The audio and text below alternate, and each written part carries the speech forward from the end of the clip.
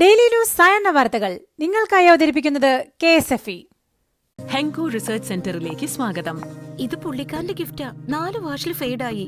ശരിക്കും സങ്കടമായി. നിങ്ങൾക്ക് വേണ്ടത് റെവല്യൂഷൻ ആണ്. പുതിയ ഹെൻകോ മാറ്റിക്. ഇതിന്റെ നാനോ ഫൈബർ ലോക്ക് ടെക്നോളജി ഇഴകളെ ലോക്ക് ചെയ്യുന്നു, തുണികളെ ഫേഡ് ആവാതെ സൂക്ഷിക്കുന്നു. പ്രൂഫ് മെഷീൻ ഫിൽറ്റർ നോക്കൂ. ഇനി ഇഴകളും പൊട്ടില്ല, സങ്കടവുമാവില്ല. ഹെൻകോ മാറ്റിക് വെറും വാഷ് അല്ല, കെയർ. നമസ്കാരം, ഞാൻ പ്രവീജ വിനീത്. ഡെയിലി ന്യൂസിന്റെ സായന്ന വാർത്തകളിലേക്ക് സ്വാഗതം. ഇന്ന് ഡിസംബർ 7 തിങ്കളാഴ്ച. കർഷക സമരത്തിന് പരസ്യ പിന്തുണയുമായി ദില്ലി മുഖ്യമന്ത്രി അരവിന്ദ് കെജ്രിവാൾ സമരവേദിയായ സിംഘുവിൽ എത്തി. കർഷകരുടെ ആവശ്യം കേന്ദ്രം അംഗീകരിക്കണം എന്നായിരുന്നു കെജ്രിവാളിന്റെ ആവശ്യം. പഞ്ചാബിൽ നിന്നുള്ള കോൺഗ്രസ് എംപിമാരും കർഷക സമരത്തിന് പിന്തുണയുമായി ജന്തർ മന്ദറിൽ എത്തിയിട്ടുണ്ട്. സാമൂഹിക മാധ്യമങ്ങളിലെ ചർച്ചകളോ അഭിപ്രായ സ്വാതന്ത്ര്യമോ തടയാൻ സാധിക്കില്ലെന്നും ഇത്തരത്തിലുള്ള ഏതൊരു നീക്കവും നിയമവ്യവഹാരത്തെ ക്ഷണിച്ചുവരുത്തുമെന്നും അറ്റോർണി ജനറൽ KK വേണുഗോപാൽ. ഈ സ്വാതന്ത്ര്യം വെട്ടിക്കുറയ്ക്കാൻ സർക്കാർ ഒരു നീക്കവും കൊണ്ടുവരരുതെന്നും നമുക്ക് തുറന്ന ജനാധിപത്യവും തുറന്ന ചർച്ചകളും ആവശ്യമാണെന്നും അദ്ദേഹം കൂട്ടിച്ചേർത്തു. താങ്ങുവില വിഷയത്തിൽ മറ്റേത് സർക്കാരിനേക്കാളും കൂടുതൽ കാര്യങ്ങൾ കർഷകർക്കായി ചെയ്തത് നിലവിലെ സർക്കാരാണെന്ന കേന്ദ്ര കൃഷിമന്ത്രി നരേന്ദ്രസിംഗ് തോമറിന്റെ വാദം പൊളിയുന്നു.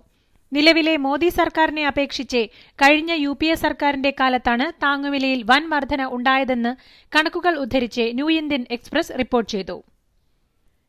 നെഹ്റു ട്രോഫി വള്ളംകളിയുമായി ബന്ധപ്പെട്ട കേന്ദ്രമന്ത്രി V. മുരളീധരന്റെ പ്രസ്താവന ആളുകളെ വിഡ്ഢികളാക്കുന്നതാണെന്ന് AICC general secretary KC Venugopal.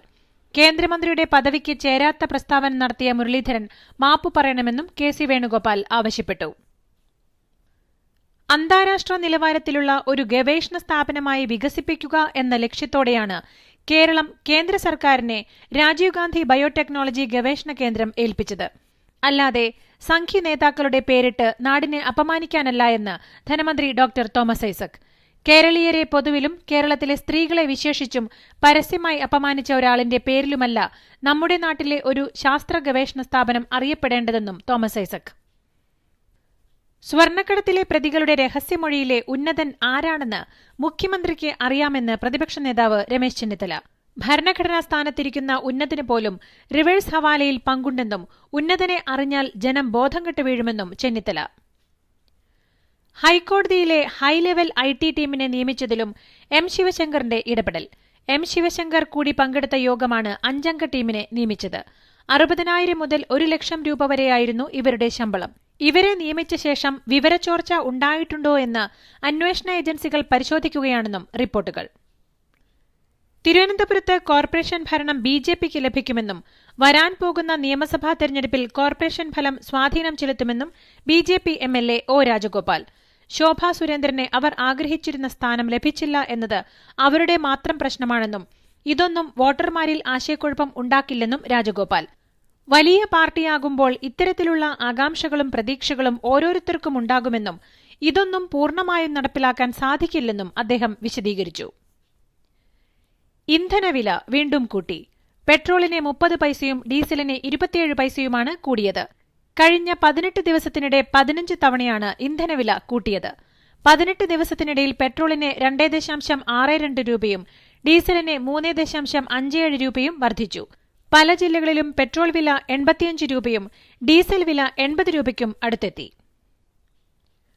വീടുകളിൽ പുരപ്പുറ സൌരോർജ്ജ പ്ലാന്റുകൾ സ്ഥാപിക്കാൻ 200 മെഗാവാട്ടിന്റെ പദ്ധതി കൂടി കേന്ദ്ര സർക്കാർ കേരളത്തിന് അനുവദിച്ചു. ഇതിലൂടെ ഏകദേശം 66,000 പേർക്ക് സബ്സിഡിയോടെ വീടുകളിൽ സൌരോർജ്ജ പ്ലാന്റുകൾ സ്ഥാപിക്കാനാകും. ഇതിനുള്ള രജിസ്ട്രേഷൻ വൈദ്യുതി ബോർഡ് തുടരുകയാണ്. ഈ രാക്ഷസ കൊതുകുകൾ ഇത് എപ്പോൾ എത്ര വരുമെന്ന് ആർക്കറിയാം. അതിനാൽ അവതരിപ്പിക്കുന്നു മാക്സോജീനിയസ് ഓട്ടോമാറ്റിക് മെഷീൻ. ഇത് കൊതുകുകൾ സാധാരണ വരാറുള്ള സമയമനുസരിച്ച് അറ്റാക്ക് അല്ലെങ്കിൽ പ്രൊട്ടക്ട് മോഡിൽ ഓട്ടോമാറ്റിക്കലി ഷിഫ്റ്റ് ആയിക്കൊണ്ടിരിക്കുന്നു. അതായത് ലിക്വിഡ് വേസ്റ്റ് ആകുന്നില്ല. ഇനി ഇടയ്ക്കിടയ്ക്ക് എഴുന്നേറ്റ് നോ മോഡ് ചേഞ്ച്. ഇന്ത്യ വിശ്രമിച്ചോളൂ. Maxo Genius automatic intelligent protection. ഇന്ത്യയിൽ കോവിഡ് പ്രതിരോധ വാക്സിനായ കോവിഷീൽഡിന്റെ അടിയന്തര ഉപയോഗത്തിനായി അനുമതി തേടി serum institute of India drugs controller general of ഇന്ത്യയ്ക്ക് അപേക്ഷ നൽകി. അനുമതി തേടി ഡ്രഗ്സ് കൺട്രോളർ ജനറലിന് അപേക്ഷ നൽകുന്ന ആദ്യ ഇന്ത്യൻ കമ്പനിയാണ് serum institute of India. US pharmaceutical കമ്പനിയായ ഫൈസർ അവരുടെ കോവിഡ് പ്രതിരോധ വാക്സിൻ ഇന്ത്യയിൽ ഉപയോഗിക്കുന്നതിന് ഡ്രഗ്സ് കൺട്രോളർ ജനറലിന്റെ അനുമതി നേരത്തെ തേടിയിരുന്നു. പുതിയ പാർലമെന്റ് മന്ദിരത്തിലേത് ഉൾപ്പെടെയുള്ള നിർമ്മാണ പ്രവർത്തനങ്ങൾ ഇപ്പോൾ ആരംഭിക്കുന്നതിനെതിരെ സുപ്രീംകോടതി.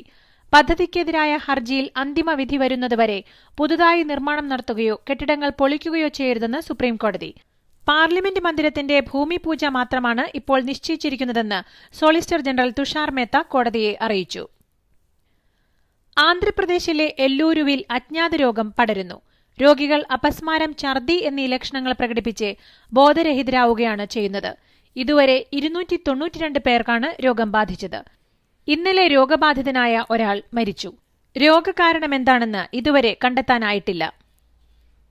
തെലങ്കാനയിൽ നിന്നുള്ള മുതിർന്ന കോൺഗ്രസ് നേതാവ് ജി നാരായണൻ റെഡ്ഡി പാർട്ടി വിട്ടു.